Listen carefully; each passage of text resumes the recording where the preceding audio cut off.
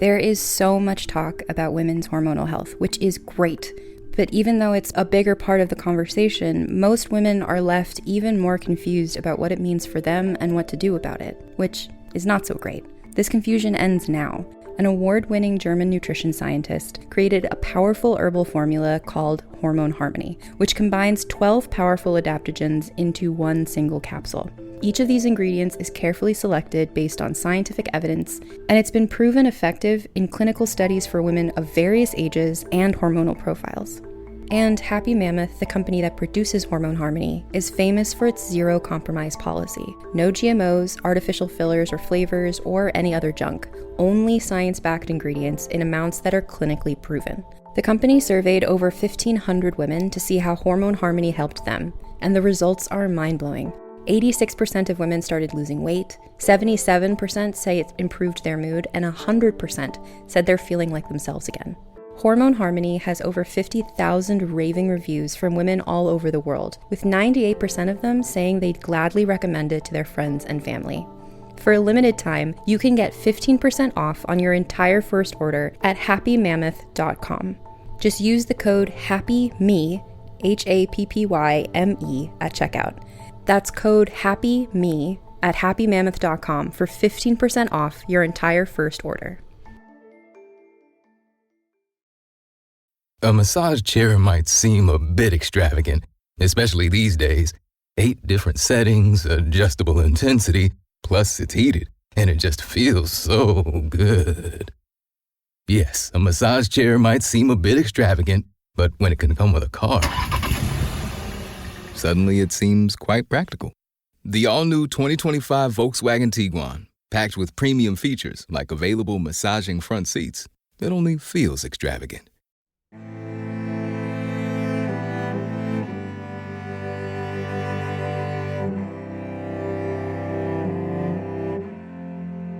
Hello and welcome to Vulgar History, a feminist women's history comedy podcast. This season we've been looking at the French Revolution, and up until now, we've been looking at it through the eyes of the women who were involved and in often cases trying to be more involved in the French Revolution. And that's what I do in this podcast. I tell history through the stories of women who were involved in it. But sometimes you just buck up against a piece of history where women were just not involved in it. And it's important history that we all need to understand to get to our ultimate goal, which is talking about Marie Antoinette. But it's just, there's not women there. I'm like, how can I tried to research this myself, but my brain just glazed over when I tried to read because it's just men writing paperwork, which is like a phobia of mine at this point. But guess what? I know somebody who knows all about these people. I wouldn't say that they love these people, but they love the stories of these people. And that is Allison Epstein. Welcome, Allison. Hello. I feel like I've become your accidental correspondent for men we can't avoid talking about on this show, which is fine by me. Which is, you know what, when you explain these stories of men to me, I can pay attention and I have a good time. When I try to read books about them, actually, side note, I think I just saw you post something about reading books and the books assume you know facts that you don't actually know. Yes. I think, explain that.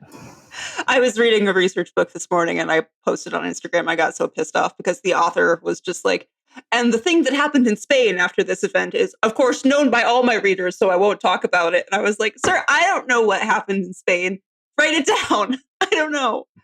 So I feel like a lot of the stuff about the men of the French Revolution is written by people who assume their readers already know a lot of these things. And I'm like, I don't. I'm so out of my depth. I can't.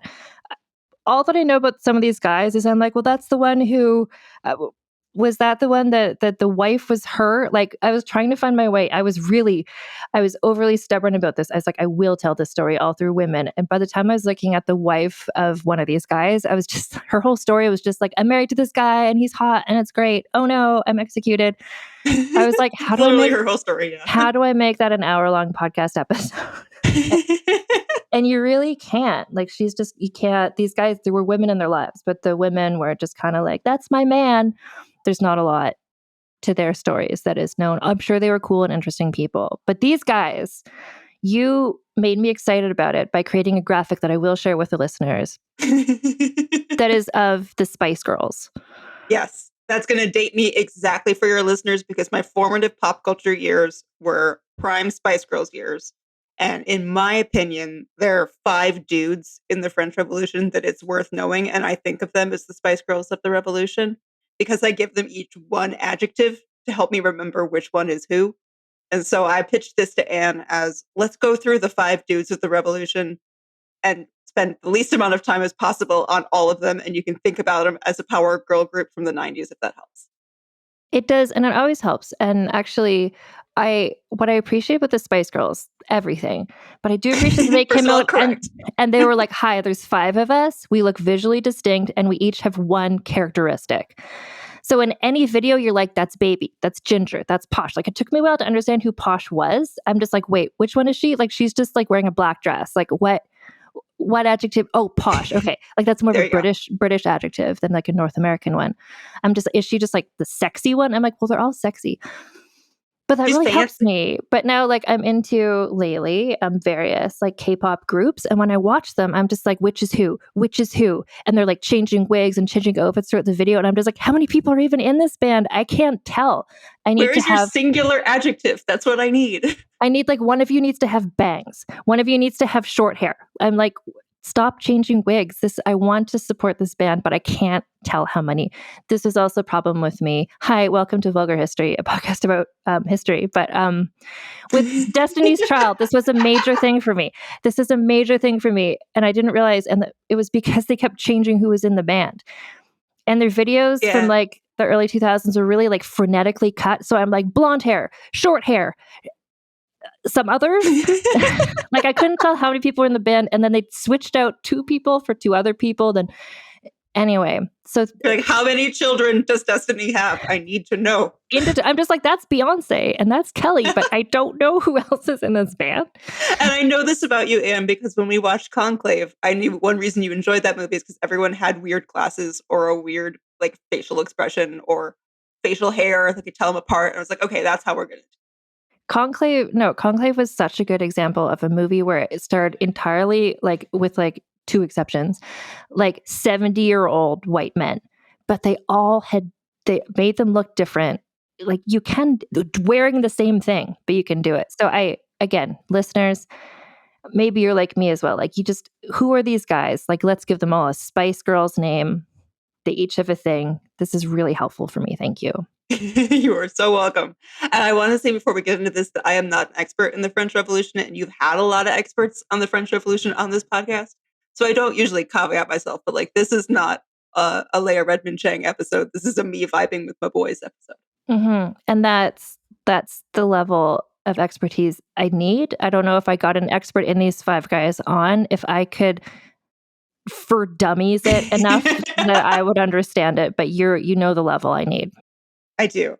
So to kick us off, I want to introduce our 5 Spice Girls, and then I'm going to try the best that I can to tell this story chronologically, focusing on what these 5 guys did and not make it take 7 hours. That's really the goal that I have here. And I want to say that most of these guys we have mentioned at least once on the podcast so far. They're kind of there doing stuff. Some of them we haven't, but 2 of them especially we have. Yes. So number 1 is the reason you asked me to come on and do this episode, which is Robespierre. We have to eventually talk about Robespierre, and I call him Fanatic Spice. I think that will help us as we go along.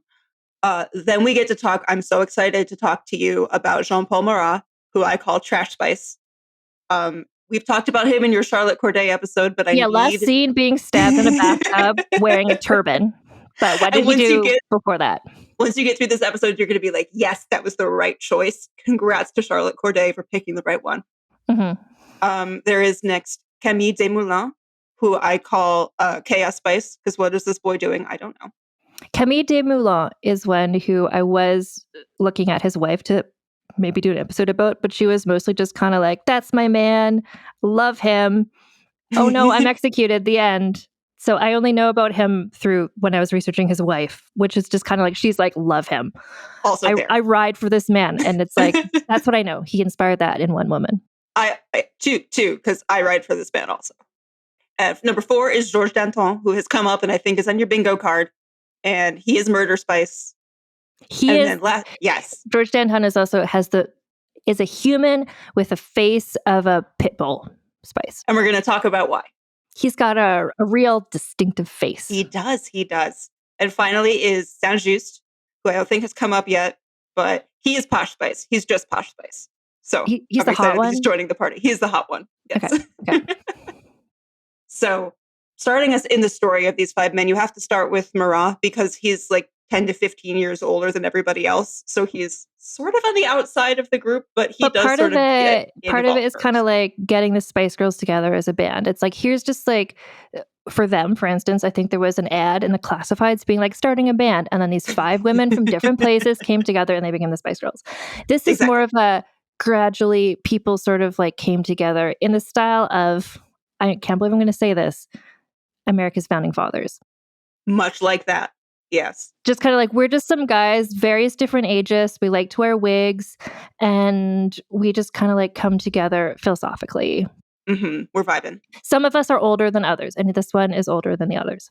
Yes. So we've got Marat, who sort of gets the revolutionary stuff kicked off first. He was born in the 1740s.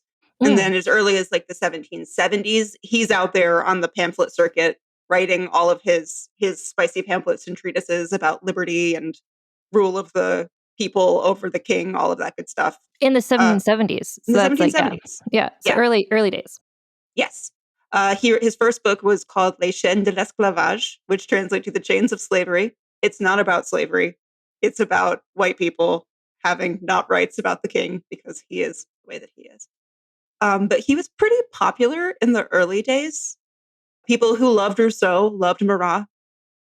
The listeners can't see the face that Anne just made when I said Rousseau. And I do want to say in defense of Rousseau, like the Republican stuff, not so bad. The naturalism of all of it extends to having a king rule over people is not natural. We all have rights in nature, and that's kind of nice. The sexism of it's bad, but there are good things in there also somewhere. But Okay. Rousseau is just, I haven't delved deep into Rousseau. Just every time he shows up in a story, it's because some of his misogynistic stuff is coming up and somebody is using it to like be mean about Marie Antoinette or something. And I do have to tell you, as someone who studied the French Revolution from the dude's point of views, the sexism never comes up. That I learned that from listening to this podcast. I was like, that's all I know about him. Like, I just feel like he's the John Knox of the French Revolution. Yeah, so it's funny who cares about what part of his philosophy, because everyone's just like, oh yeah, Rousseau, the hero of the revolution. And I'm like, oh, okay, I guess learn something new every day. I want to say there is a listener of this podcast who was sharing with me on the Discord, actually, and with everyone on the Discord, this graphic novel about like the history of women feminism. And it was really cute and it's really good. And there's like lots of people in it who we know from the podcast. And at the end, there's sort of like an opposite of awards are given out to like who is the shittiest man. And first place was Rousseau. All right. In this whole book of like the pantheon, like second place was Aristotle, first place was Rousseau. That's impressive. Yeah, it really shows I was not reading the right books. Good to know. But this really shows the difference between like women's history, like social history, like I read about, and like standard normal history that is presented to people in schools. It really does. Okay, so Marat was born in Switzerland, I think. Yes. But he moves to Paris in 1776. And because this is the 18th century, he has like 4 jobs, none of which he's really qualified for. He's a journalist. He's a medical doctor. He is a experimenting scientist trying to figure out electricity. He's friends with Ben Franklin. Like, I don't know what this man is doing, but he's very famous. And I feel like feuding with everybody. you might get to this, but I feel like some of these things in medical experience especially might lead to his like debilitating skin condition that he later has. Was he like putting his hands on things and not washing them? Maybe. I don't know. Was he covering his body in like lead to be like, let's see what this does? Like, who knows? That seems like a thing he would do. He's fighting with the Académie de Sciences for basically a decade. And just like nobody likes him. He's a real aggressive, abrasive man who's sometimes right, but you hate when he's right because you don't want to agree with him because he sucks. Mm-hmm. So that's Marat. Okay. And he is chaos spice? He is garbage spice. Garbage spice. Because he's a little bit like, I don't want to make this like physical, but I also don't want to be in the same room as him. He freaks me out. Yeah. So like, Yeah. Okay. And then we're getting into sort of the core of the Spice Girls who are showing up around this time. And that's Robespierre, Desmoulins, and Danton. They all kind of show up together at the same time. In Paris, like just in like the Yes. salons, just being like, hey, we're angry men. And like, we all listen to Joe Rogan and like, yeah. Sorta. Yeah. Robespierre and Desmoulins actually were friends in college. They went to university together in Paris. They both moved in from like the countryside, and they made friends with each other for being like the most into Rousseau and the Roman Empire of everybody else at university. So they were besties. It's interesting, like this will probably come up several times in this, but the Roman Empire of it all. Like, it's just funny that people nowadays are so into the Roman Empire and people then-a-days were so into the Roman Empire. And I recently just re-released the episode about Elagabalus, where I was just kind of like, reminder to everybody, like the Roman Empire was chaotic and shitty also. It was not, it was not centuries of amazingness. The Roman Empire. I want to tell you what I know about Camille Desmoulins, because this might come up now.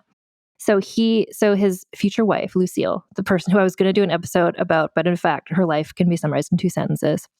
She was like from a wealthy family, and they fell in love at there's like a garden in Paris. It's called like the Great Garden or something. It's like a famous garden. There's a bunch of gardens. I'm not sure which one. It's called like Le Grand Jardin or something really basic. And it's apparently very famous. So they met there. They fell in love. She's like, I just met this hot guy. Can I marry him? And her parents were like, no, because you're really rich and he's not.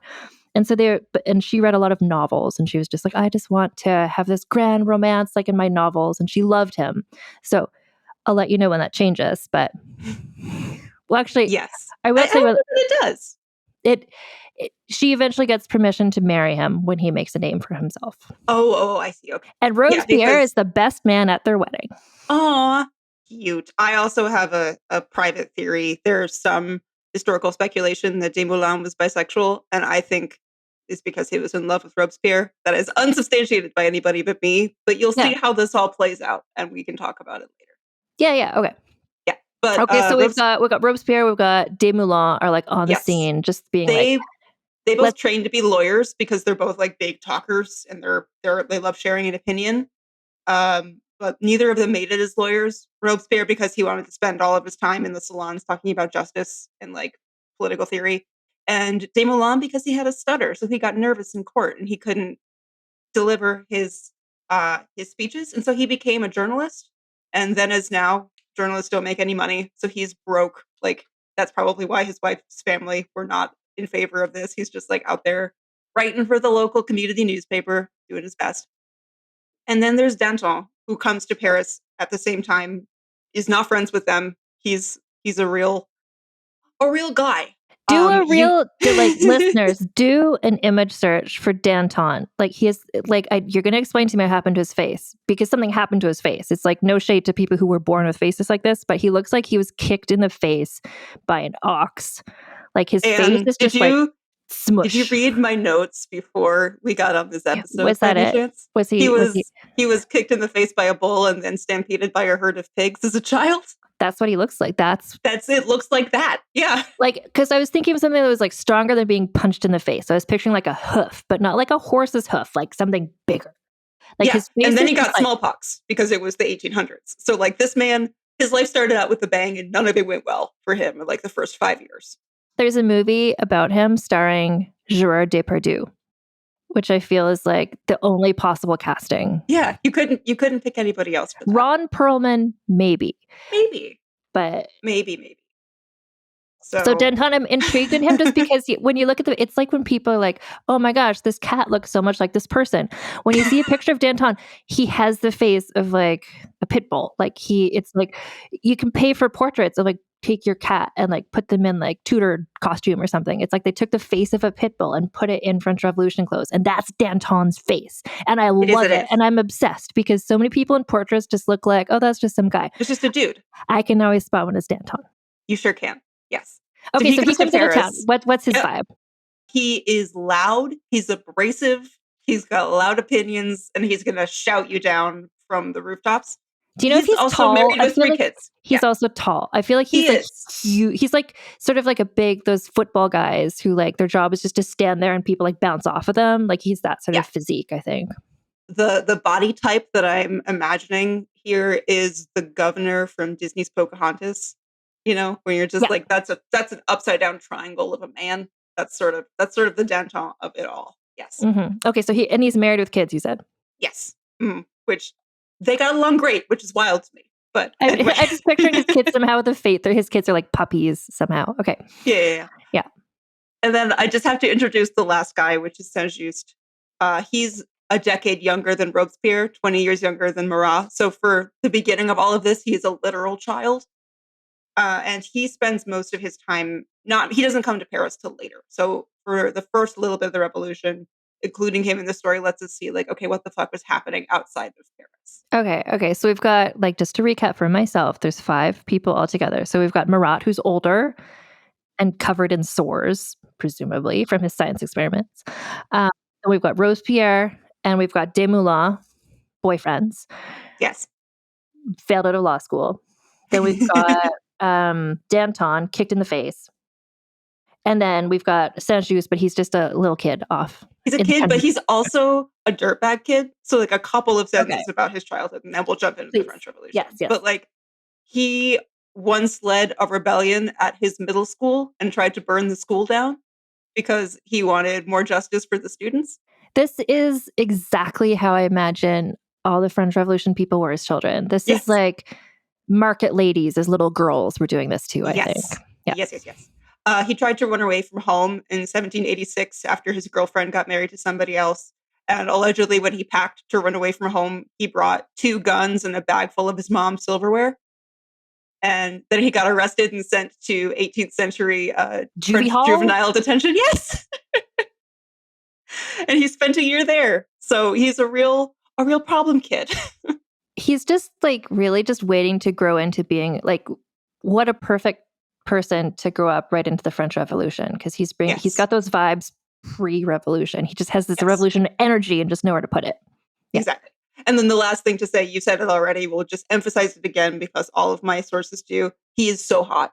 Okay. Every source is just, okay, first of all, you do have to hand it to Saint-Just. He was really hot though. I will tell you, I've looked at portraits and I'm like, yeah, okay, sure. For it being an 18th century person, I can see it. I get it. There's it's interesting. There. I'm always interested when every historical source, like Madame du Barry, everyone is just like va va boom, like people are losing their minds. And you see the portraits, you're like, she looks fine. She's like, I guess, but it somehow just doesn't always translate to portraiture. Yes, someone's hotness.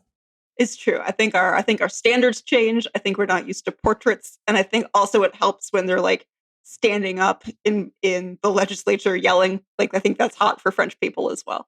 So that's true. Well, it's sort of like a few weeks ago, listeners, we had the episode about Gouverneur Morris, the American founding father fuckboy. Yes. And when like the episode came out, and then I posted a picture of him on Instagram, and one of the listeners was like, "This is the guy who is doing all those things you were saying." And it's like, yeah, he looks like your friendly, like your dad's retired golf friend. Where it's just like, but he was apparently so charismatic. But he's also like 6'9", which I think also helps, especially in olden times. Yeah. No one had ever seen a tall person. And he had a peg leg, which was like, ooh. Oh, I'm so in. Okay, so Saint-Just is just like a young radical growing into his hotness. Yes, precisely. Okay, so that's who we're talking about. And now we can talk about what they do during the French Revolution. I'm jumping to the estates, the general estates, which is the whole nobility, clergy, everybody else debacle. Can you briefly explain that? Because market ladies weren't really there, so I didn't talk about it a lot. Yes. This, I could do this at the very highest of terms, which is, this was sort of the initial kicking off of the political side of the French Revolution, because everything had been going so badly, with the economy and with harvests and everything. And so the king knows, okay, we have to do something. We have to make some kind of concessions to the people who are extremely angry. Let's call the Estates General, which is the political body that had been in France since the Middle Ages, that was organized into the 3 main kinds of society: the nobility, the clergy, and the third estate, which is everybody who's not in those 2 things. So it's sort of like calling an annual general meeting of all of France. Yes. Let's And just it's get all like, the okay, people together and like let's do some votes. Let's yep, make what are some we going to do? What are decisions. we going to do to fix this? How can we adjust taxes in the harvest to make this work? And Except every one of the three estates gets one vote, and the nobility and the clergy always voted together. So really, the third estate was just showing up as a formality, and people really is got this no where they say. were meeting in the tennis court, or that's something else? This is that, yes, because Because this they is could only the yes. tennis court was the only place big enough for all these people, so they had to meet in the tennis court. It was that, and also sort of because they could bar the doors and have secret talks at Okay. that time. But yes, so there's Marat and Robespierre both go to the Estates General. They're both participants in it. But which estate are they? I believe the third. And None of these people are particularly noble, and certainly none of them are priests. So there's nobility, clergy, and then kind of everybody else, and they're on Yep, the and you everybody can else. go as like a deputy to your home city or your province or wherever. Okay, so that Marat, Robespierre, both there. Okay, And Robespierre is an absolute sensation at this. He's great at speaking. He can shut down a room with his political oratory, and everyone's like, "This guy is really something. We should listen to what he has to say."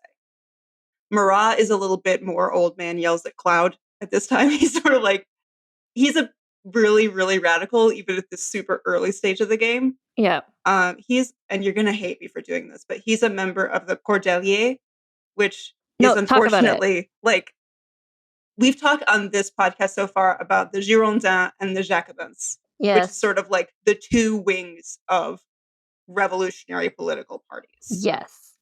This is Unfortunately, there's a third one. I have come across the Cordeliers. I probably Yes. called it the Cordeliers, but that's like a club where people met or something. Yeah, just like all of them. It was in the Cordelier neighborhood, I think, which is what it was named Was after. it like that was where it started, and then that bisected into the Girondins and the Jacobins, or is it a sort of thing? So the Cordeliers were the original radicals. They were the ones who were like, "We're in, we're going, we're gonna overthrow the king and kill everybody." That's sort of where Marat was on day one. Okay. And as the Jacobins started a little bit more moderate in the very beginning, and as the revolution went on, the Jacobins sort of split halfway through to the ones who said, "I want to be a bit more moderate. I don't think we should kill everybody." And no, actually, I do think we should kill everybody. And that's the Girondins versus And that's the Girondins who went to the don't kill everybody. Yeah. And then the Jacobins who split off and met up with the Cordeliers, that's the mountain. That's the Montagnard. That's sort of the terror of it all. So the Cordeliers are like pre-terror terror. Okay, so like if we're just going in stages, like this is all we have right now is just the Cordeliers. They're like, hey, we're the guys who want to change things dramatically in a revolution-like way. Right. We're all one faction for now. And then you have your royalists who are like, please don't. Those are sort of your factions, yeah. Yep.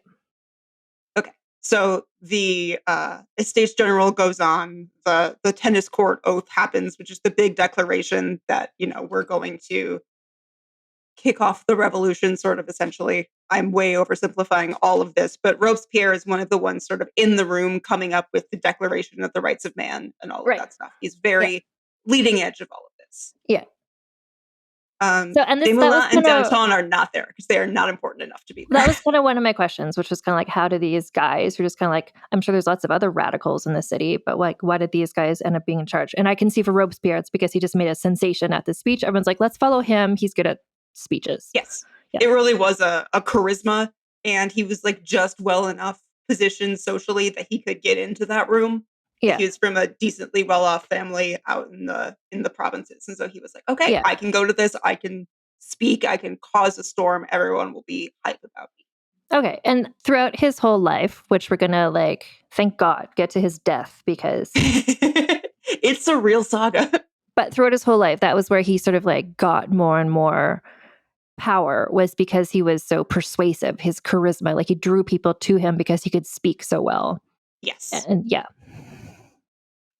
So Desmoulins was not invited to the Estates General, but this is the moment where he becomes the most important person in the French Revolution for 5 minutes, and bless him for that. Because in the aftermath of the Estates General, there are a bunch of foreign mercenaries who are called into Paris sort of to keep the peace.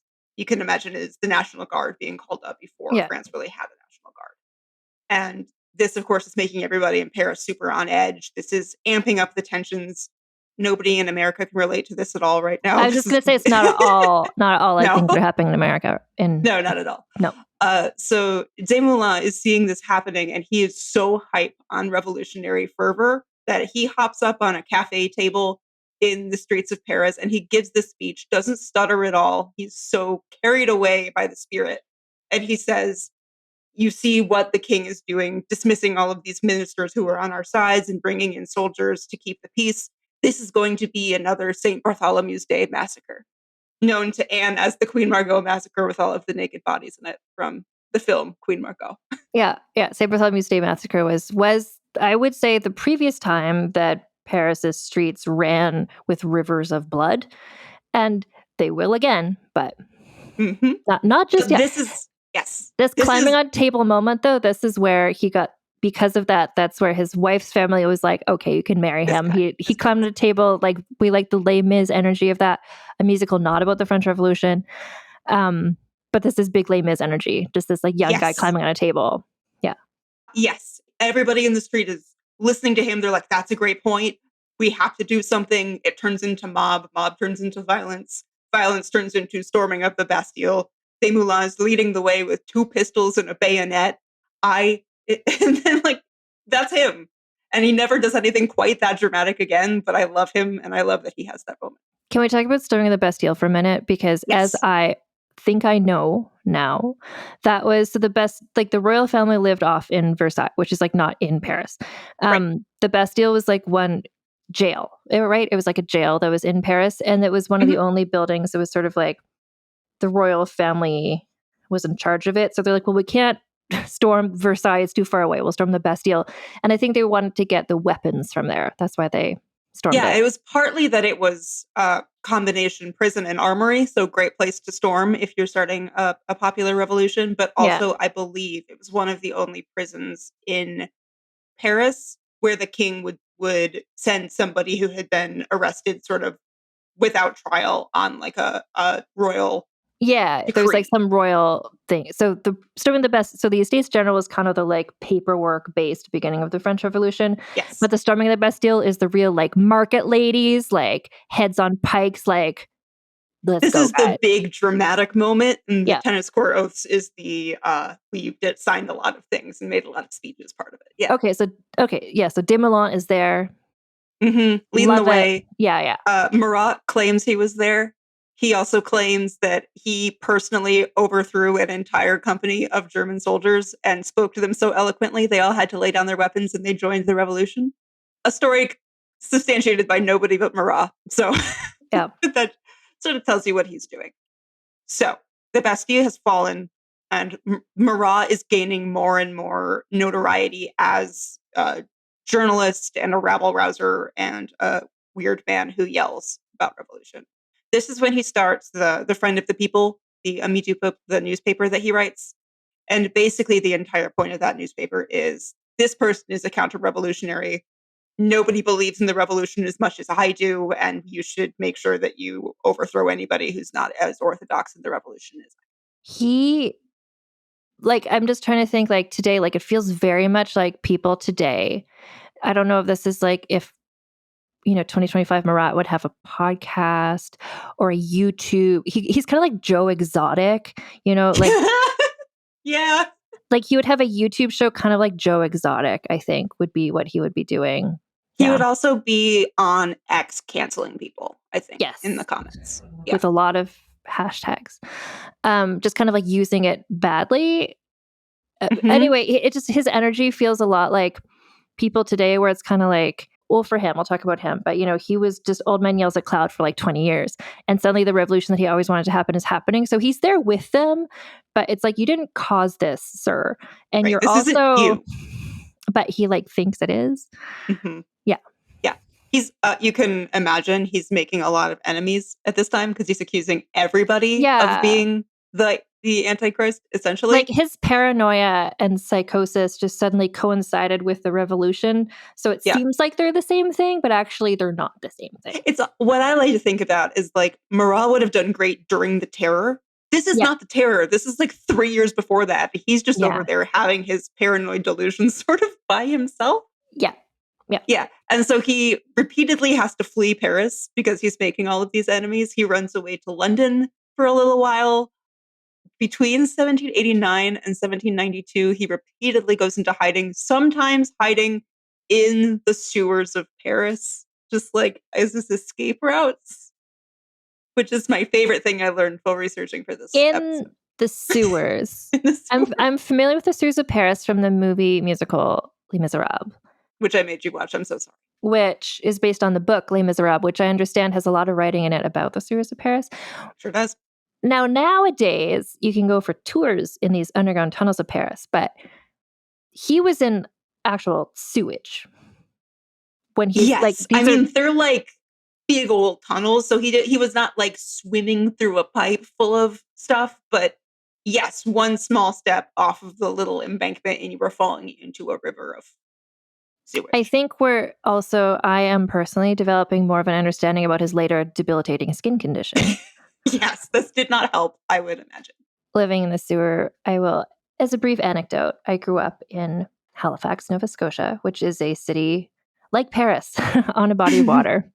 And for a very long time, most of my life, raw sewage just was pumped out into the harbor of Halifax, such that growing up there, everyone knew don't go in that water.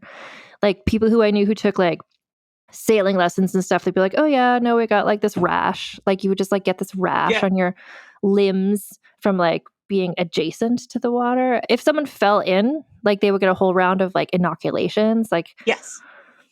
And you were not getting that in 1789. No. I don't think. I don't know. Since I moved away from there, so within the last 15 years, they did a whole thing where they like cleaned the harbor. They're like, now it's safe to go in. And the mayor put on a wetsuit and he's like, look, I'm going swimming in the harbor. And everyone was just like, oh no. Don't do that. Like, don't do that. I think like the sewage system, it is functioning now. Tourists like go in the water, but everyone who's from there is just like, oh no. Oh no. This is how I feel every time I see someone kayaking in the Chicago River. I'm like, get out of there. Yeah. Don't do that. But getting back to Paris, this was like when the Olympics were there, they did the triathlon through the Seine, and it was like, and everyone got like Giardia or whatever it was. And that's like the Seine. Like Marat is like in the sewer. It's not like 75% sewage, 25% water. It's like it's the sewage from like olden days. So it's got like dysentery, like. And I'm getting this. One other thing I want to tell you at this point is like fun fact about Robespierre. Robespierre was an extreme germaphobe and clean freak. He must have hated Marat. Like Marat, he did. Wafting. Marat like just smells of sewer. You know. Yes, and like Robespierre hated Marat for a lot of reasons, but I have to feel like the ode to sewer really did not help the overall vibe. Yeah. Okay. So Marat is just like making so many enemies. He's living in the sewer. But you know what? I think something like that with sort of a persecution complex to actually be persecuted. He's just like, yes. Yeah. He's like, finally, I've been for this my whole life. Yeah. Actually being persecuted. Amazing. Yeah. Okay. Yeah. So he's writing his newspaper, and Desmoulins is trying to set up his own newspaper at this time. He had been a starving journalist before the revolution really kicked off. And now he's the starving journalist who led the storming of the Bastille. So now everyone is like super excited to read the stuff that he's got to say. Yeah, and his wife Lucille is just like, "That's my man." Like again, to reinsert this story that is not a story. She just supports him from the sidelines. Yes, she's just like, "Hell yeah, yeah." That's what she's doing. Yeah, he joins the Cordeliers alongside Marat, so now they're working sort of together. And Desmoulins is making enemies as well, but not as many as Marat because he's not as gross. Yeah. I only bring this up because we mentioned before we started recording that the French Revolution is full of these wonderful little one-liners. People were just saying cutting, sassy things the whole time. And one of Desmoulins' enemies referred to him in the newspaper as L'Anon Desmoulins, which translates to, it's a pun on his name, and it translates to the little jackass of the windmills, which I think is great. These guys, you know, like I have lots of feelings about these guys, but they were there with a quip. Yes, they did have that. Yeah. So this is about when Danton becomes friends with Desmoulins and Marat. So this is sort of the trio of people who were yelling, having opinions, sometimes smelling like the sewer. Finally, the angry men Avengers assemble. Yeah. This is the heyday of the Cordeliers. They're like, let's go. We're ready. Yeah. Saint-Just is still a teenager, just to remember him. But now that the revolution is sort of picking up in the provinces, he also becomes like the head of his local branch of the National Guard. Like Boy Scout. Exactly. And he's such a zealot about it. People are like, look at this 17-year-old absolute fucking nut job. At one point when he's on duty, he takes this anti-revolutionary pamphlet that like a royalist had written and plunges it into the fire and then holds his hand into the fire while holding it. It's burning. And he's just like, and this is how dedicated I am to the revolution. And you have to imagine his mom is just like, please calm down, bro. But he's ready. He wants to be noticed. This is also like, we see enthusiasm like this among today's 17-year-olds about various things. I mean, often it's TikTok dances, but like... Yes, this is his TikTok dance revolution. Yeah. Yeah, so that brings us to 1790 or so. And this is when Robespierre starts to assume more like political power in the governing bodies of the revolution. He becomes the president of the Jacobin Club, and he becomes a member of the National Assembly, which is sort of like what they had for a functioning government right at this exact moment. And he's very popular. He's ladies love cool Robespierre. Yes. He's very charismatic. He's very clean. He's well dressed. I know. I'm just like, they don't have bras, but like they're throwing, I don't know what they have. They're throwing their revolutionary cockades, probably. Their wooden clogs. Yeah. They're killing people. But they're bloodstained clogs. They're like, Max, you're mine.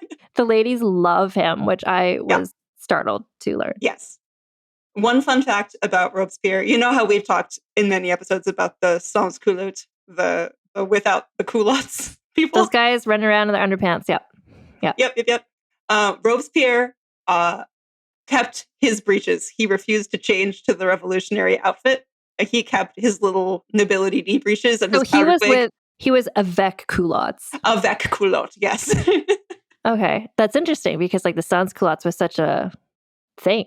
Yeah, and this is me projecting on him, but I think it's because he was such an upright, moral Puritan kind of guy. He's just like, no, this is what refinement looks like, however, in service of the people. But I'm not going to be a slob about it. I'm going to like keep chewing my hair and brushing my teeth. Well, and also I think if he's this sort of like, you described him as like this germaphobe type person, like if he's just a very fastidious person who like wants everything to be done just so. Yeah. I could see like if we're looking at some sort of spectrum of human behavior, he could be somebody who's just like, this is what I wear every day and I'm not going to change that. Don't take my wig. I'm going to kill the king, but I'm going to look normal doing it. Yeah. He's also the one who came up with the motto, Liberté, Égalité, Fraternité. That was him. Robespierre, and he also, as we discussed in previous episode, he also came up with, if you're going to can't make an omelet without breaking some eggs. Which we said, the most French saying that could ever exist is when you're thinking about violence and you're like, you know what this reminds me of? A nice omelet with some chives on top. If he was making an omelet, he's like, you know what this omelet reminds me of? The revolution we're doing. It could go either way. It really, really could.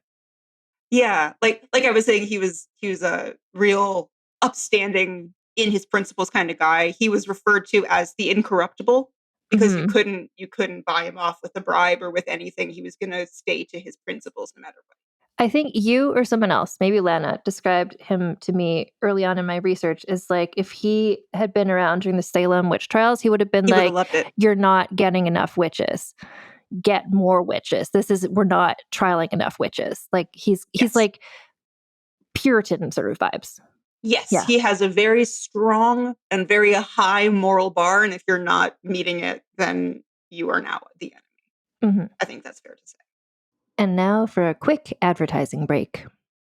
Taking control of your health and feeling confident in your body shouldn't feel overwhelming, but let's be real, it often does. That's where Hers comes in. They've made the process simple, supportive, and entirely online so you can start strong and stay strong from wherever you are. Hers is transforming women's healthcare by providing access to affordable weight loss treatment plans. They connect you with a medical provider who will work with you to determine the best treatment option for you. Plus, Your personalized treatment ships for free directly to your door. So if you've been struggling with your weight loss journey, it's time for you to find the best option that works for you through Hers. Start your free online visit today at forhers.com/vulgar. That's FORHERS.com/vulgar for your personalized weight loss treatment options. Forhers.com/vulgar. Weight loss by Hers is not available everywhere. Compounded products are not approved or reviewed for safety, effectiveness, or quality by the FDA. Prescription required. See website for full details, important safety information, and restrictions. Actual price depends on product and plan purchased. It can be overwhelming to manage a business, especially when you're first starting out. Your to-do list just keeps growing every day with new tasks, and that list can easily begin to overrun your life. Finding the right tool not only helps you out, but can simplify problems you haven't even encountered yet. And for millions of businesses, that tool is Shopify. Shopify is the commerce platform behind millions of businesses around the world, and 10% of all e-commerce in the US, from household names like Mattel and Gymshark to brands just getting started. With hundreds of ready-to-use templates, Shopify can help you easily build a beautiful online store to match your brand style. And best yet, Shopify is your commerce expert with world-class expertise in everything from managing inventory to international shipping to processing returns and beyond. If you're ready to sell, you're ready for Shopify. Turn your big business idea into with Shopify on your side. Sign up for your $1 per month trial and start selling today at shopify.com/realm. Go to shopify.com/realm. Shopify.com/realm.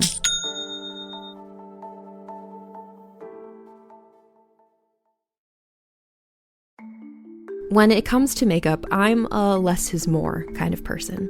I wish I had the patience to do a full face all the time, but since that's just how I am, I always make sure that the few products I am using are the best quality. And my go-to place to find those holy grails is Thrive Causemetics.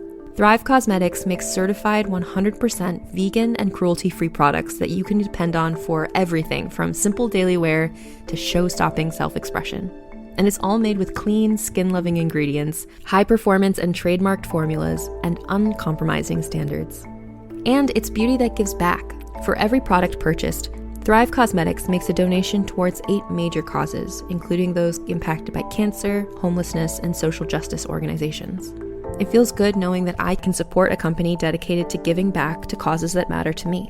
And it doesn't hurt that I'm a huge fan of their Liquid Lash Extensions mascara. It comes in 5 shades that last all day without clumping, smudging, or flaking. I really love that it looks like lash extensions, but you don't have to deal with the damaging glue or salon prices. Plus, at the end of the day, it slides right off with warm water and a washcloth.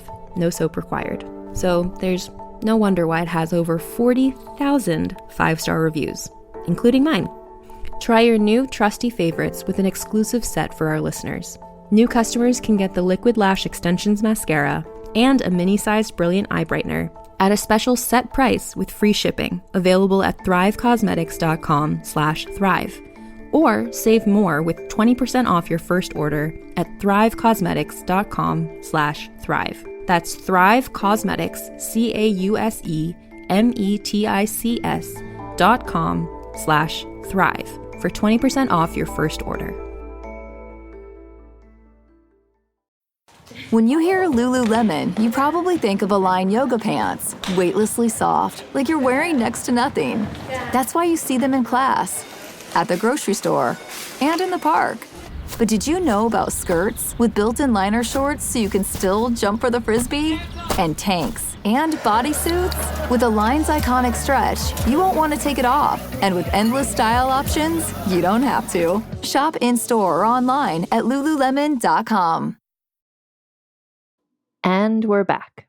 And throughout all of this, France is on and off at war with Austria. And I simply cannot do it. I'm so sorry to the listeners. Don't. If there's Habsburgs, God, there's so every time they debate the war with Austria, I'm like, and then I skip ahead 10 pages because I cannot do that. So there's a limit to what I'm allowed to do. We don't need, that's not what we're talking about. Right. But they're working on a constitution at this point. They draft the constitution, more paperwork. And then one of the founding points of the new French constitution is that they were going to make a new governing body to replace the National Assembly, and no one who was on the National Assembly can be elected to the new government. So they sort of wrote themselves to say, I made a government and I can't write myself as the president because that would not be upholding our Republican principles. Is this the really ominously named thing? No. There's a thing. This is the National Convention. No. There's a thing later that's called like we'll get to it. It just sounds really 1984. I forget. It's something Robespierre is the on. Committee of Public Safety. Committee of Public Safety. It sounds like, oh, that's who does all the murdering. I mean, yeah, that's a committee on the National Convention. Okay, like Convention. The Ways and Means Committee in Congress. That's the sort of thing that we're okay. So there was the National Assembly. Right. Now they're making the convention. Same people not allowed to be on it, but I presume Robespierre is still on it. Not right now. He's very, very confident in saying, I am not going to be on it. I believe in the principles of a free and fair election to the convention. So there's like a little brief moment where none of these guys are actually in power. It doesn't last very long. Mm-hmm. But this is the point where Robespierre, who is temporarily out of a job, gets a fan letter from some kid in the countryside named Saint-Just, who's just like, I love you so much. The opening letter of Saint-Just's letter to Robespierre, the opening sentence is, you who uphold our tottering country against the torrent of despotism and intrigue, you whom I know as I know God only through his miracles. I'm like, oh, okay. I mean, who among us hasn't written that kind of a letter to a pop star when we were like in our teens? Yeah. So I like that Saint-Just is like still there, like ready to enter this story in a more legitimate way. But for now, he's just like, dear Robespierre, I love you so much. I drew this fan art of me with you. It's exactly what it was. And I have heart eyes in it. Yeah. Mm-hmm. So August of 1792, there are new elections for the National Convention. And Robespierre gets elected from Paris, from the Paris delegation. Side note, I mean, I know we're like pre the terror, but I always startle me whenever, barely. But the fact that there are elections, I'm just like, wow, this is like in the Gouverneur Morris episode where I learned that he was named ambassador to Paris. And I was like, why do you have ambassadors in the midst of the purge? But it's like, well, paperwork has to still keep blah, blah, blah. Like, so the fact that they're like, well, we're in the middle of the French Revolution, but like, let's do an election. Sure. And unsurprisingly, the most famous man in the revolution, Robespierre, elected handily. So the whole thing about not writing himself into the new government, whatever, he was going to be in the government anyway. Yeah. Well, it's kind of like, that's the only name anyone knows. Of course. Who else is anyone going to vote for? Yeah. They also elect representatives from the provinces around France. And Saint-Just gets elected. I was going to say, come to Paris. It's one of them child representative Saint-Just. He's 25 now, and he's type ready to go. I mean, still a baby in the grand scheme of things, but he is now present and accounted for and standing 6 inches next to Robespierre for the entirety of the rest of the story. Fantastic, yeah. With heart eyes, I assume. Yes, just, oh, you're my best friend, Max. I love this so much. Yeah. Danton is also elected to the National Convention. He's the Minister of Justice, which I wouldn't personally have said was a good idea. I just picture that is just him punching everybody. I mean, sort of. Which is just all I assume that he does. But, okay, Minister of Justice, Danton, yeah. Yes. And so shortly after his election, there's the massacre on the Champ de Mars, which I think you've talked about. I'm sure we have, but remind me who massacred who? That was... Unfortunately, it was Lafayette and the National Guard who were kind of trying to keep the peace as this large group of French citizens were gathering, rabble-rousing, trying to sign petitions to get rid of the monarchy, essentially. Yeah. Petitions. But Lafayette was trying to keep order in the city, and he ordered the National Guard to open fire on the mob, and some dozens of people died, which Danton then used as an excuse to go after people suspected of being royalists in Paris. Were you on the side of the National Guard? Are you a traitor to the revolution? And he rounds up hundreds and hundreds of people. They're all sent to prison. And in September, there is a purge of all of the prisoners in Paris. They're all massacred. They kill the people in the prisons. Yes, that was the September massacres. Some of my ladies were there. Théroigne to Mary Court, and I think Reine Audu got Queen of the Market She did. Ladies. I think they got some sort of medal afterwards for like being especially murderous. Yes. In these prison riots. Yes. And these were all on the orders of Danton as Minister of Justice. He was the one who ordered those to happen. Yeah. So he makes a lot of enemies in that moment, obviously. But he also has a lot of admirers. He's a very dramatic, forceful person who's, uncompromising. If they're royalists, then that's all we're done. Yeah. Marat was meanwhile writing his newspaper, celebrating. Honestly, I forgot about him. Like he just like emerges from here. the sewer like Oscar the Grouch, like I'm still here. Yeah. Yes, he's Oscar the Grouching himself back into the story by writing inflammatory newspaper articles saying, I don't think we murdered enough people during the September massacres. Can we murder more people? And also, all of you revolutionaries out in the provinces should probably start murdering people too. That would be great. Danton and Marat are working together on sort of this Ministry of Justice stuff, but I did include one quote from Danton about how much he hates Marat, which I think is great. Quote, I don't like this individual Marat. I say frankly that I have experienced his temperament. He is volcanic, cantankerous, and unsociable. Which coming from Danton is really something. I am getting such a clear image of Marat now. Like he's just... Yeah, just Yikes. Like the most aggressively annoying. Like if you've ever worked in like a customer service based job, just like the person who comes in, like, where you're just like, okay, sure, yeah, we'll try and help you, but it's just like someone who's never satisfied. Yep. Show and I like even like, more the image that you and Gavin talked about, the David painting of Marat dying like Jesus. I'm just like, I need everyone to know it was this guy that we're talking about. This disgusting man from the sewers. Yeah, stewing in his own filth. Yeah. Okay. Yeah. So even like so extremely, even Danton is like, this guy's a bit much. This guy, even I, Danton, author of the September massacres, are like, this guy needs to cool it a little bit. He's a lot. Yes. Meanwhile, Robespierre is still in the National Convention. He's sort of the most important politician there, and he is continuing to be the most articulate and charismatic and exciting speaker on the floor of the convention. Everybody I feel like at loves this him. point, he's kind of holding it all together. Yeah. Like, he I don't is sort think of the leader. The revolution wouldn't have gotten to this point and stayed at this point without him sort of like as the linchpin. Like you need someone like that in charge. Yeah, and you can kind of see why now that we're talking about all of the kind of men at the center of this and how so many of them were like a Danton or a Marat, where it's just like, okay, you've got the spirit and you've got the energy, but what you don't have is the patience to sit down and do the paperwork and the administration. And Robespierre does. He's going to his convention meetings every day and making his speeches and calling votes and setting up committees. And that's what you've got to do to keep the actual machinery of it running. Yeah, exactly. You're probably gonna, I don't think you'd skip over this, but is the king still alive? He is. Okay. We are getting very close to that point. That would be a wild thing to skip over in the story. Well, of the I don't French know, like, Revolution, because we're trying to do a high level version of things, but I was we like, are trying to whiz through it, but just double checking. Okay, yeah, because at this point the king is still alive, and their plan allegedly is to be like, yeah, we're going to be sort of like England, where it's like there's a king, but also there's a parliament, and he's just kind of like, he approves things, but he's not really in charge. Like they're keeping him alive to sort of have this representative monarchy. Right. This is sort of the moment when the split between the Girondins and the mountain is kind of coming to. Now that they're reaching this point, there's a government. It's more or less functioning. You now have to decide what you're going to do about the king.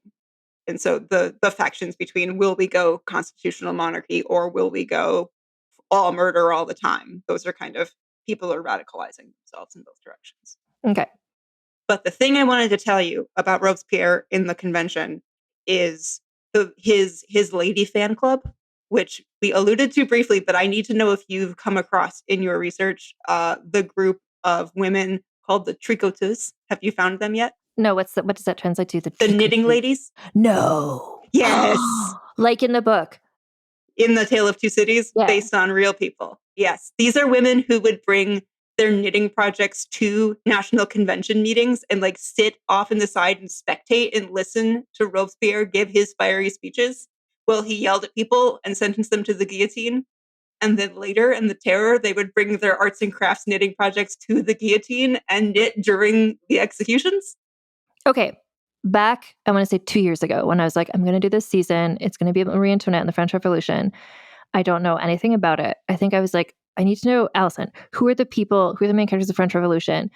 Is there a real life version of the woman who does the knitting? Yes. Yes, there is. This is them. Because that is the energy that I have always aspired to. I think of them as the Pinterest arts and crafts subsegment of the Market Ladies. They're just like, yeah, we're in here and we're here for blood, but also we're making a chic little scarf, which I love. I feel like, yeah, it's kind of like Market Ladies when they finish doing their like Market Lady biz. They're like, you know what? Let's just go watch our guy Robespierre, and like, ooh, I have this new pattern to like for this jaunty little scarf, and like my red, white, and blue socks because I'm ready. Oh my gosh, yeah. So Robespierre, like the fact that Robespierre has these like fans is, I love this detail, and it was unexpected to me for sure. Yeah, we've talked about this. Like, what is this fan club for Robespierre? Like, it's wild. You wouldn't expect him to be the one who has groupies.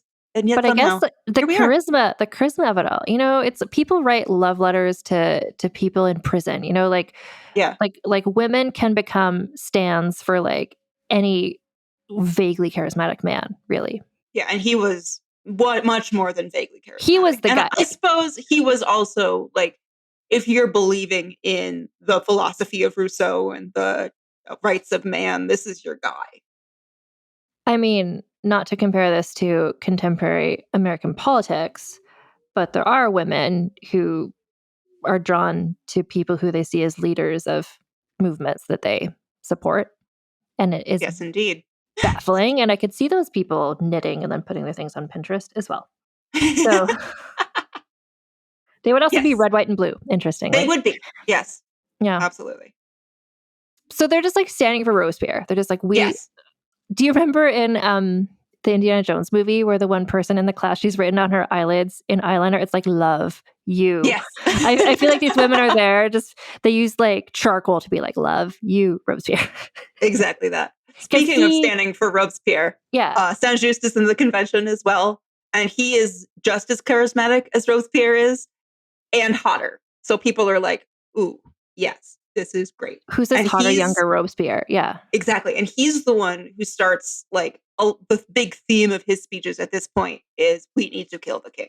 We should be killing the king. He's sort of getting that into the mix of what's being discussed at the convention. I wanted to mention about Robespierre in terms of his like lady fans. He is not married. He has like a longtime girlfriend who's like an artist or something, but he's single. He's the most eligible bachelor in the French Revolution, ladies.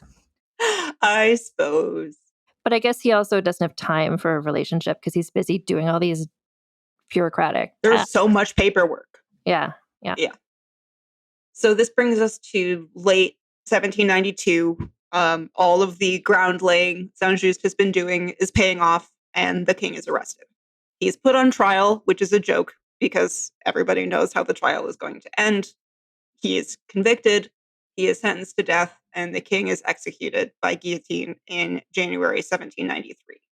Robespierre and Saint-Just are sort of just behind the scenes pushing all of this forward the whole time, like making sure the machinery keeps turning, making sure everybody's going to vote the right way.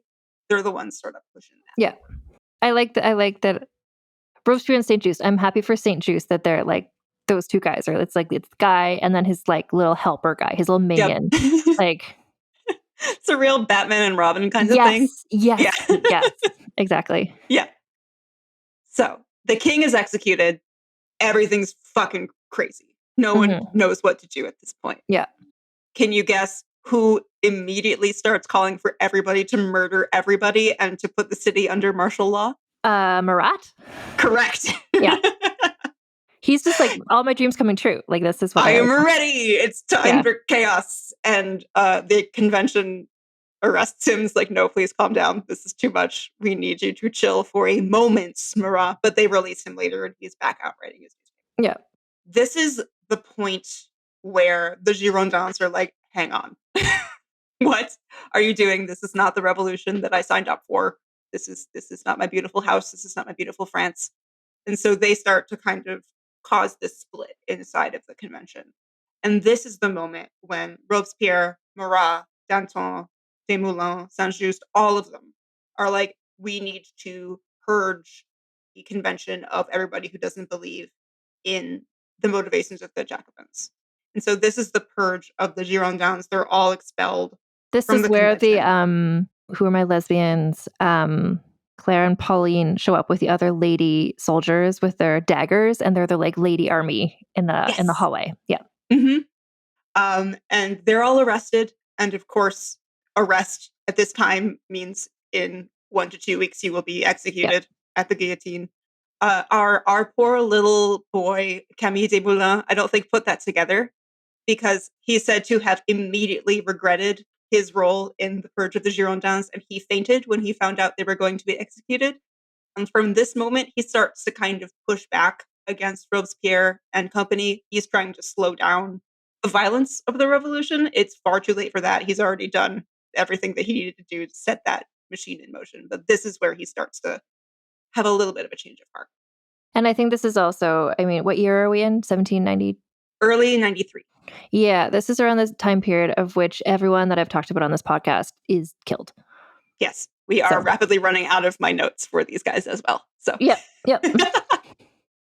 Yeah, but this brings us to July in 1793, when a very badass lady decides to come to Paris and avenge the Girondins and get rid of the person she blames for the Girondin purge, which is Charlotte Corday, our girlie, who comes to Paris and stabs Marat in the bathtub because she blames him for the murder of half of the National Convention.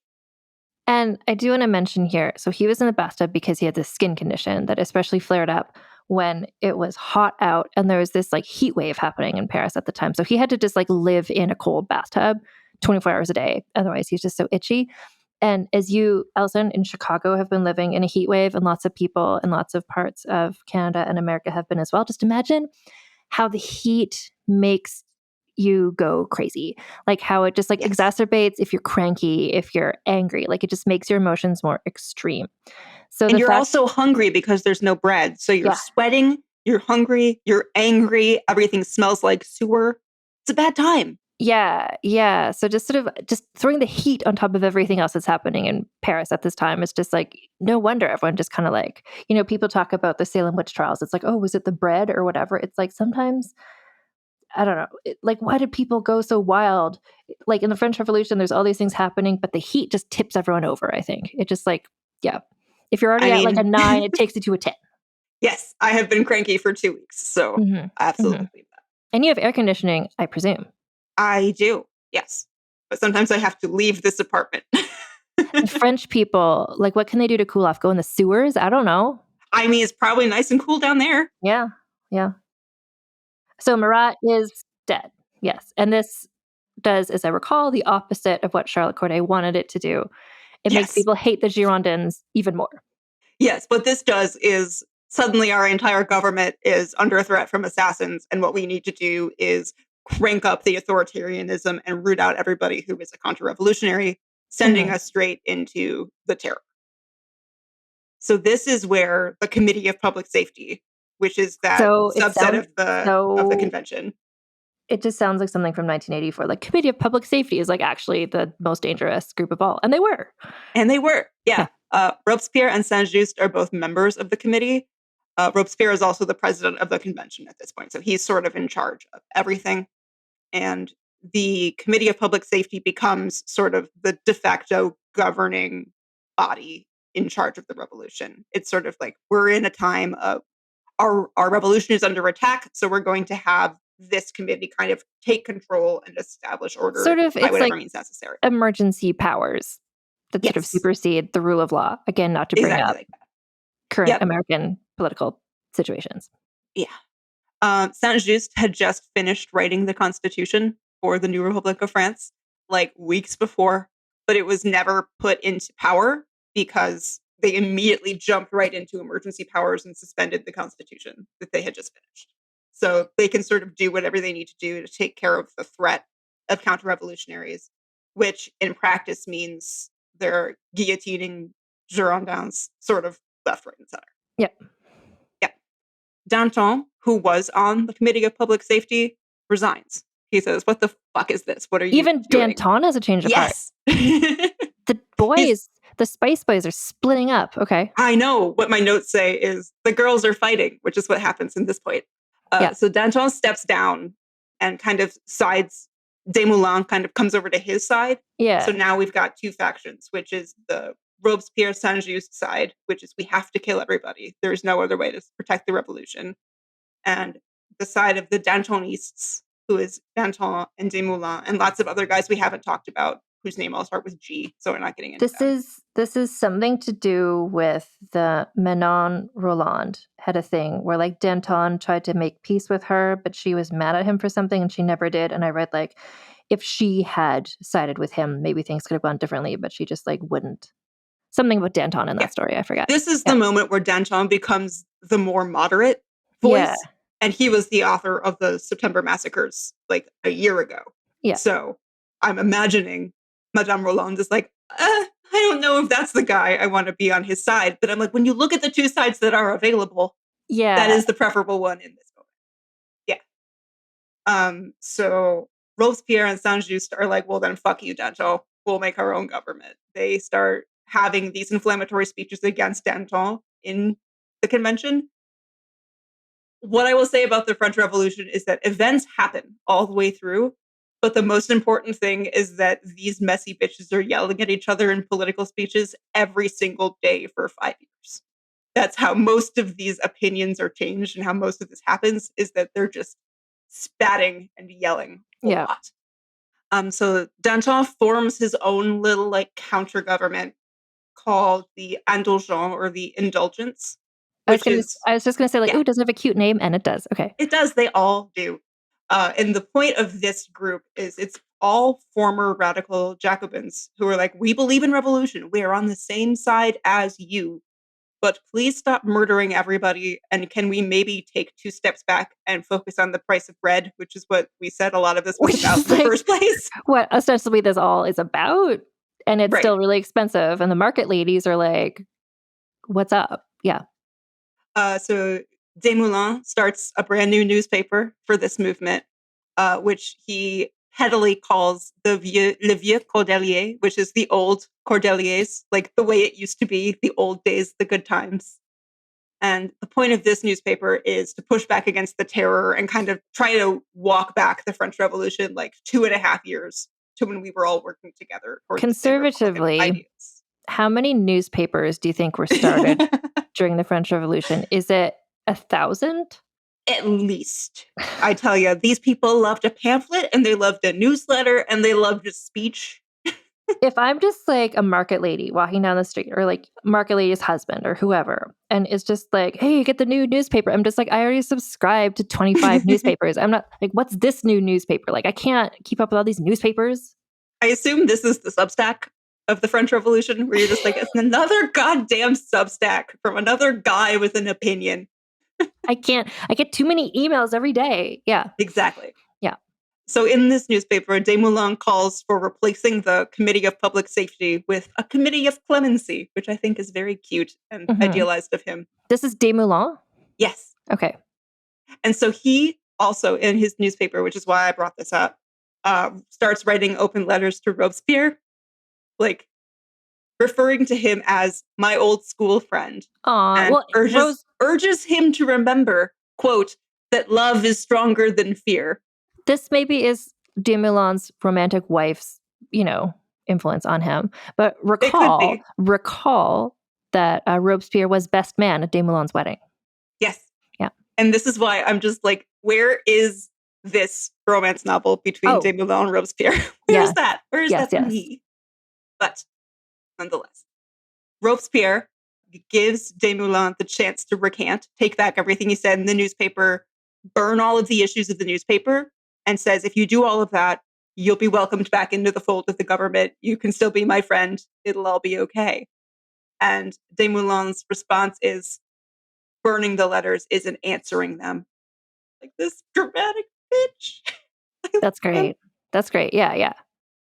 So in March of 1794, Robespierre decides that he's had enough with his 2 former friends who have turned against him. So Danton and Desmoulins are both arrested as enemies of the people. Robespierre and Saint-Just preside over the trial. They're the ones in charge. Of course, Danton gets some good one-liners in there because of who he is as a person. Yeah. Do you have stuff here about the wife of Desmoulins? I do in a moment, yes. Okay, yes, because this is the one I thing. think this is the one thing know she more did about her than I do, so I would like to know what exactly she did. Yeah, okay. But Saint-Just delivers the verdicts condemning Danton Surprise. and Desmoulins and everybody else to death. This is when he earns the nickname the Archangel of Terror. Oh. Because he delivers all of these murder verdicts and also because he is, again, so hot. So yeah. I love that for him. I pictured him sort of like the guy who plays Lestat on Interview with the Vampire. Sort of like hot yet terrifying. Yes, I think that's exactly the energy. Okay, yeah. So all I have in my notes, and this is where I'm turning it over to you, is that Desmoulins' wife was arrested for counter-revolutionary activities just a few days before he was sentenced to death because she was trying to free him. Yeah. Is that true? And what else do you know? Well, I can get you my previous notes from when I thought I was going to talk about her. But basically, this is the only thing she did in her life other than support her man. And for a while, I was like, I can do an episode about this. And then I was just like, I can't. Like, the one active choice she made in her, other than just being like, that's my man. That's my man. Like, God put him here. I support him. And then when he was arrested, it's like she's living in this, like, she's like trad wife of the French Revolution. She's just like, I'm here for my man. And then when he was taken away, she's just like, wait, what? Like, this affects me? What? Like, so her husband was arrested that night, and then began her gallant, if futile, fight to save her husband. Aww. So I feel like she was, oh no, she wasn't in a nightgown. That was Manon Verlan. But she just was the first time she ever did anything active in her whole life. Lucille Desmoulins, God bless. She just was like, oh my God, this isn't right. What can I do? And then she was just going from around the city begging everyone, going to all the offices, being like, please release my husband. Won't anybody help me? And then eventually, when exhausted, she stood silently outside the prison, yearning for the sight of him. These two, I know that you have your, and I agree with Robespierre, this is there's a love triangle and or throuple going on here. But she the and her throuple is my preferred outcome for this story. Yes. Yeah, no, because she and her husband were just really into each other. So she just wanted to see the top of his head through the window of the prison. She appealed to Robespierre, reminding him of the old friendship, of the nights Robespierre had been a part of the family circle, how he had been the best man at the wedding, but he wouldn't answer the letter. And oh my gosh, so from prison, Desmoulins wrote to Lucille, begging her to live to protect their son. Adieu, Lulu, he wrote. Oh. My life, my soul, my divinity on earth. And this letter inspired her to go trying to get him freed. She started cursing Robespierre. She was like, I'm going to bribe somebody. I will raise an insurrection in the city somehow. This is from Encyclopedia. But to everyone and to no one, she cried, why am I at liberty? Do people think that just because I'm a woman, I do not dare to raise my voice? But no one listened.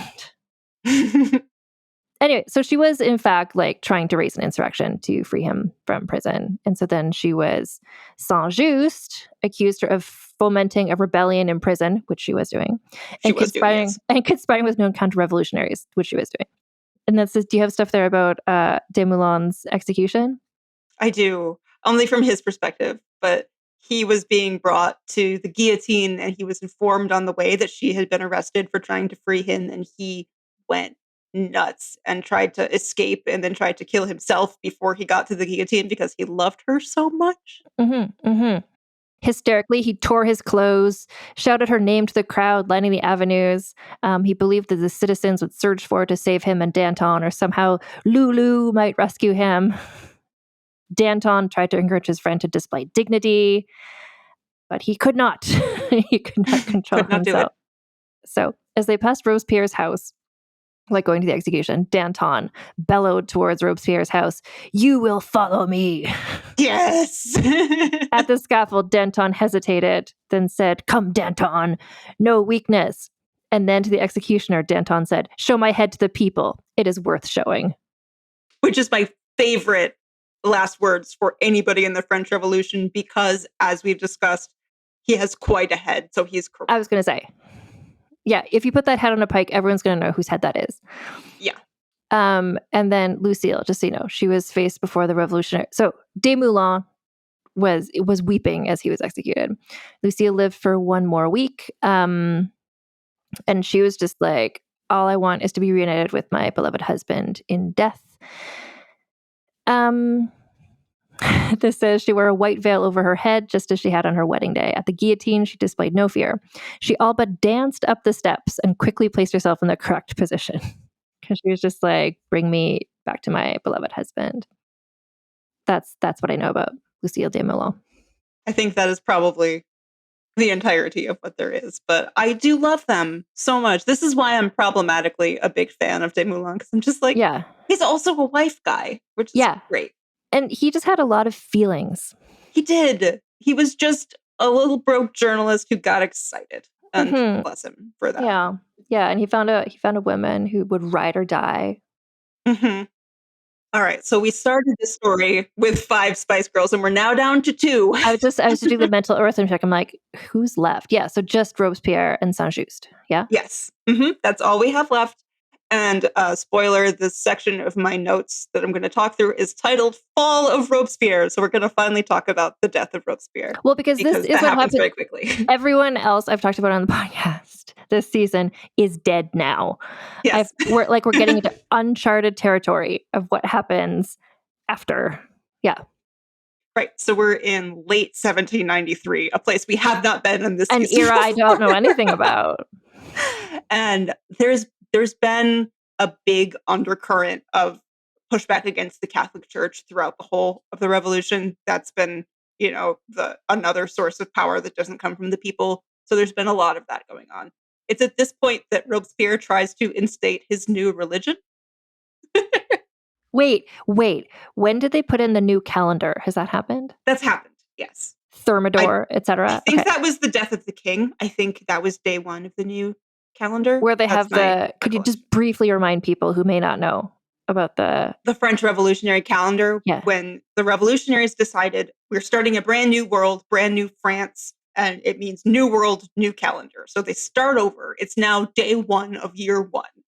And they redo the names of all of the months to be not related to the ancient emperors, but like to their own brand new French things. I think that was the the impetus. seasons. So this is like the month of the flowers, and this is the month Yep.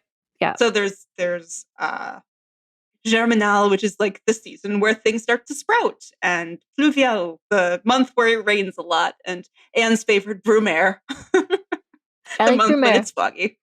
It's an easy one to remember. Yeah. And I just like to think about the committee that got to do that. It was like people like you and me. They're like, okay, right? Like who in our committee, like who's kind of creative, out the box thinking, like, Anne, Allison, could you make up names for the months? Like, oh yeah, I'd rather do that than like oversee tribunals of executions. Thank you. Yes, I have to imagine that was a job for somebody they did not want to be in charge of anything else. They're just like, and we're going to give you the calendar. Good luck.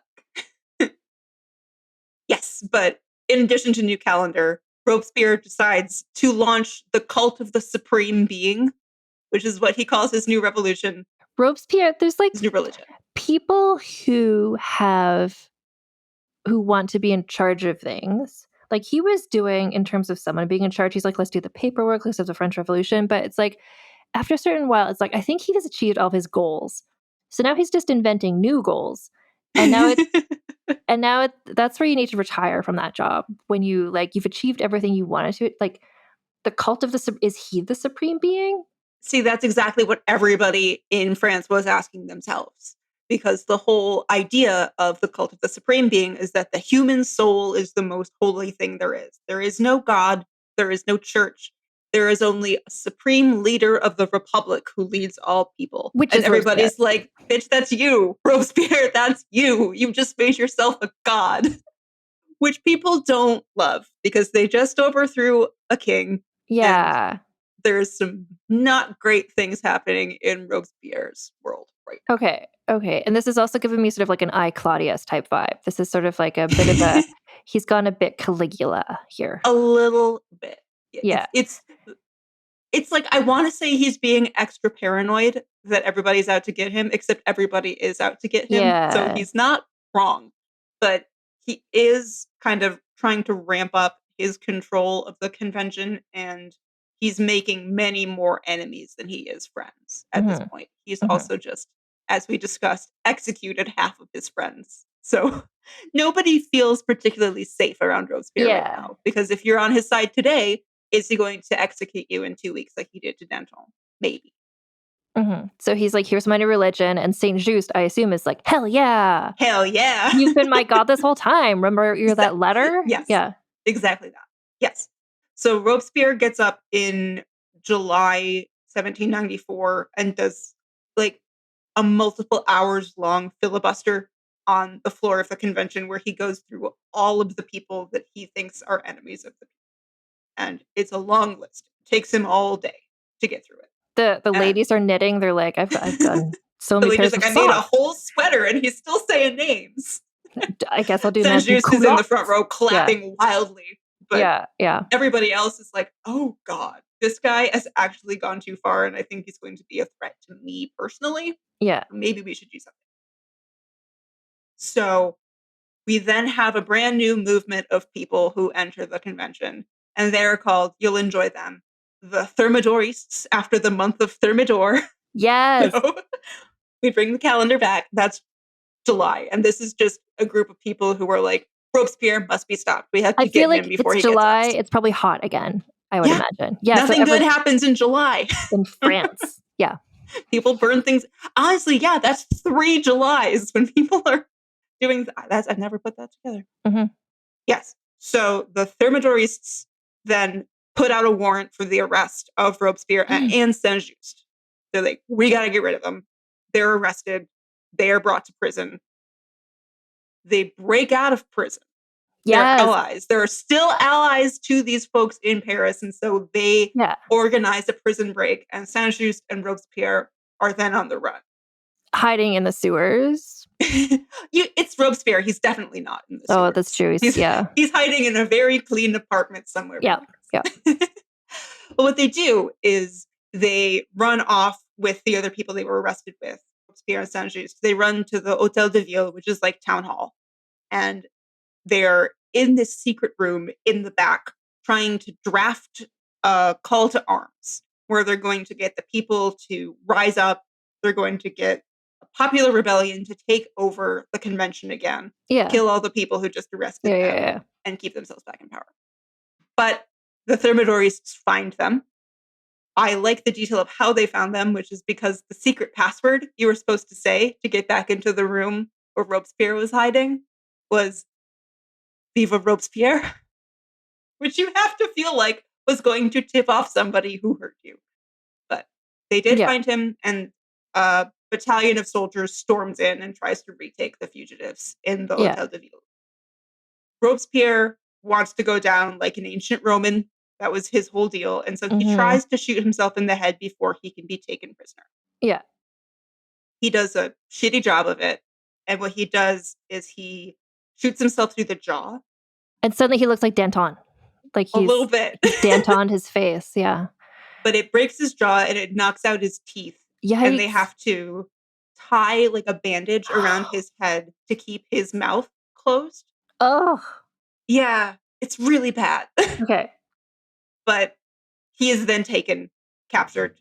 Okay. Saint Just, I do have to love the drama of this kid, Saint Just, because they come in to arrest him, and he's just like, go ahead. And they take him, they handcuff him, they walk him out. He doesn't say a goddamn word. I don't know if he says another word until they arrest him. He's just like, there we go.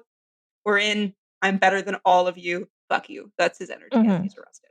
Mhm. So both Robespierre and Saint Just are put on trial, quote unquote, and they are immediately sentenced to death as counter-revolutionaries. And the people who are in charge now are the Thermidorists? Yes. Is there a leader of them? There is, but he's not as charismatic, so I don't remember his name. Okay, I was going to be like, and is that person Napoleon? Okay, no. Okay. It's not. Okay. But Robespierre and Saint Just are then taken to the guillotine. Danton was right. It was indeed him next. But the horrible detail that I'm going to give you is that they take the bandage off of Robespierre's head before they execute him. So he's just screaming in pain the whole time Yeah. before they cut his head off. Yeah. Saint-Just is guillotined as well. Wild applause. The crowd goes nuts. The knitting ladies are knitting there, enjoying this, because by this time they're just here for the violence. Yeah. Yeah. And now we are all out of Spice Girls. Now we are 0 for 5. This is a good demonstration or explanation of how the French Revolution, because right now we're recording this same weekend as the Jeff Bezos, Lauren Sanchez wedding in Venice, which I've seen a emergence of people talking about guillotines and like, you know, where it's like the French Revolution didn't work. It's not. No, there was immediate. We don't want to emulate this. This didn't help. You know who got guillotined in the French Revolution? Everybody, including the leaders of the French Revolution. There was nobody who could stand up to the purity politics of the French Revolution. Nobody could be Republican enough. Yeah, it just, so after this, you sent me a document once sort of explaining the sequence of revolutions and then like the monarchy is restored and like what happens. So there's like the Thermidorists and then right. And they have no real charismatic leader. They don't have a Robespierre. There's nobody who's like, yes, and we're going to rally everybody around this. And it's also much harder to rally people energetically around let's be moderate and in the middle of things. Fair. Yeah. So they kind of hold on for a little while, but then the pendulum starts to swing in the other direction. And then it becomes the royalists who are pushing back against the terror and everything that happened during the French Revolution. They start to take on more power. They start to bring in more of a need for a central force at the middle of this government to sort of impose order. And that, unfortunately, is how we end up with goddamn Napoleon. Mm-hmm. Mm-hmm.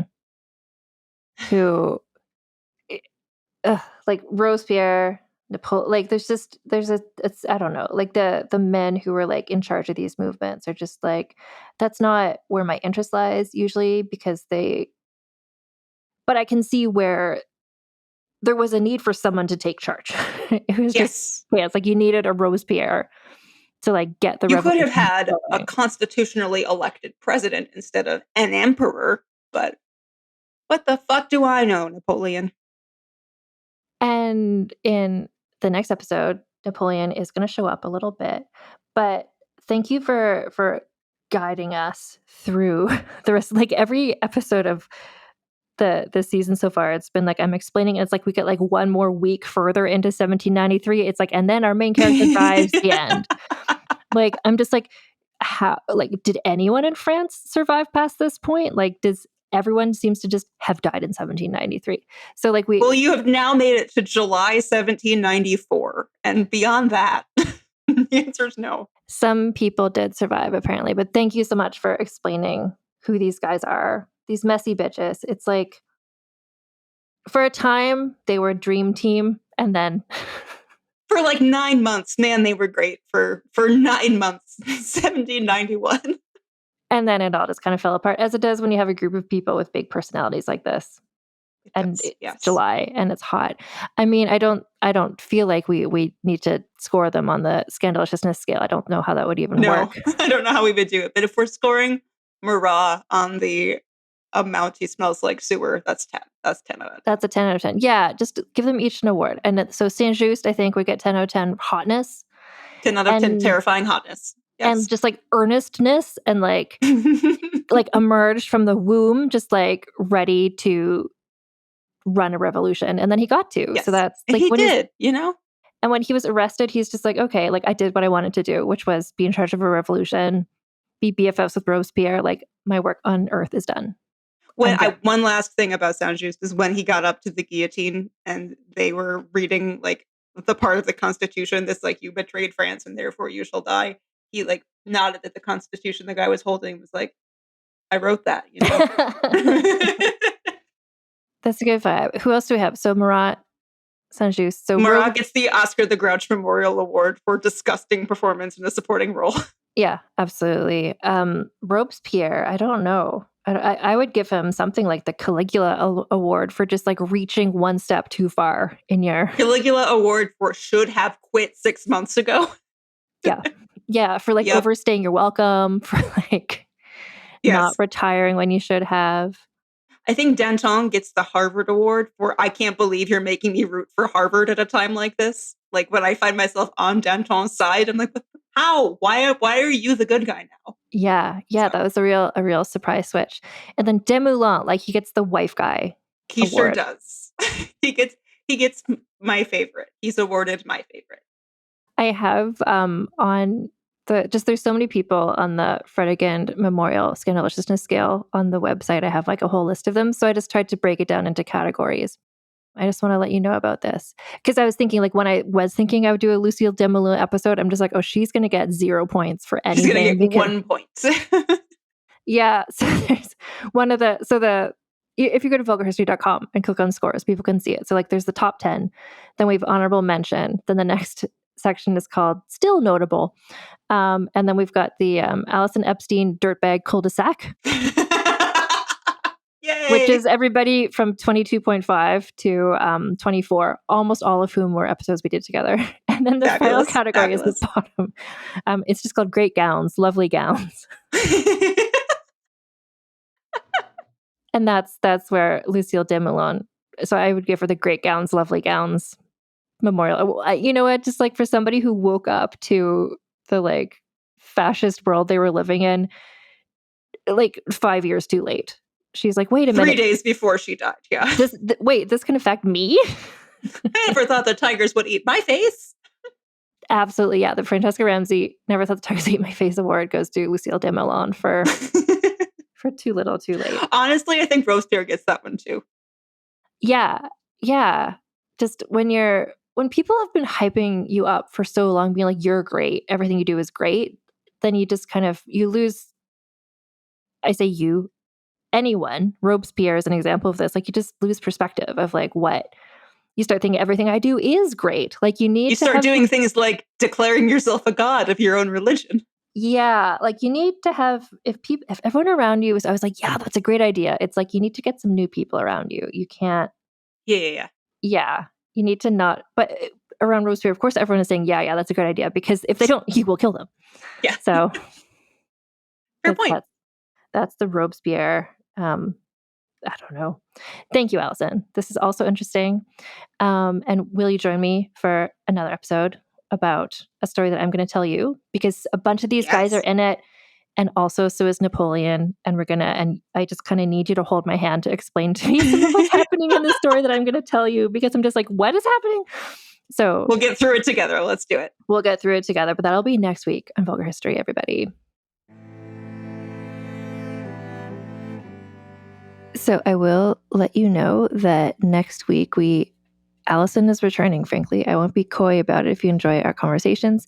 And next week, Allison is back, and I'm going to be sharing a story this time for Allison to react to, which gets us back into the whole French Revolution, women's point of view aspect of it. We're going to look at somebody who survived past 1793 to talk about what happened in France after that, because we've had a real firm stop in a lot of these French Revolution episodes. No one's made it past 1793, 1794. Next week, we're going to talk about a woman who did and went on to thrive. And it's a good way to explain what happened after the French Revolution. So that's what's coming up next week. More Allison. Get ready for it. And I just wanted to remind you about two things. Firstly, I'm having an in-person meetup coming up really soon on Sunday, July 20th in Toronto, Ontario, Canada. If you want to attend, there's going to be a lot of people there. I'm pretty excited. This might be the biggest meetup so far we've done for Vulgar History. It's going to be outdoors. So if you're worried about meeting a big group of people, don't worry. Fresh air will be involved.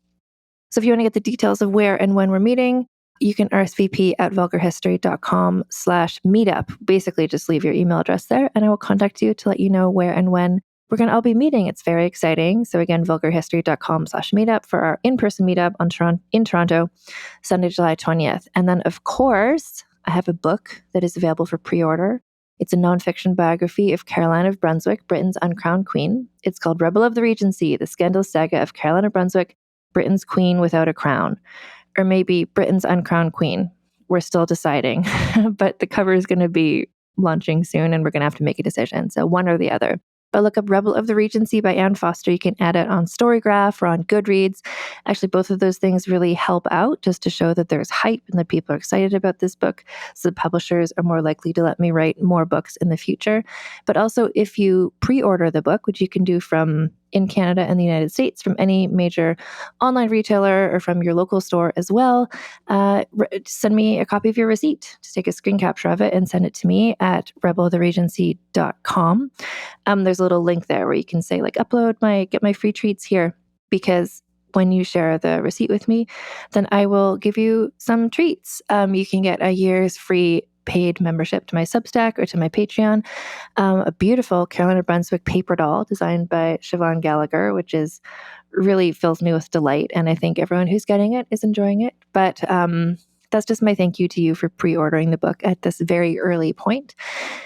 So yeah, you can pre-order the book and also register that you've pre-ordered it. All those links are at rebeloftheregency.com. And anyway, until next time, my friends, keep your pants on and your tits out. Vulgar History is researched, scripted, and hosted by Anne Foster. That's me. Editor is Christina Lumagi. Theme music is by the Severn Duo.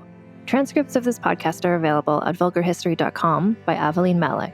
You can get early, ad-free episodes of Vulgar History by becoming a paid member of our Patreon for as low as $1 a month at patreon.com/AnneFosterWriter. Vulgar History merchandise is available at vulgarhistory.com/store for Americans, and for everyone else at vulgarhistory.redbubble.com. Follow us on social media at Vulgar History Pod and get in touch with me via email at vulgarhistorypod@gmail.com. You might think you know fairy tales, and you might think that they are cute and sweet and boring. But the real Grimm fairy tales were not cute at all. They were very dark, and they were often very grim. On Grim, Grimmer, Grimmest, we tell a grim fairy tale to a bunch of kids.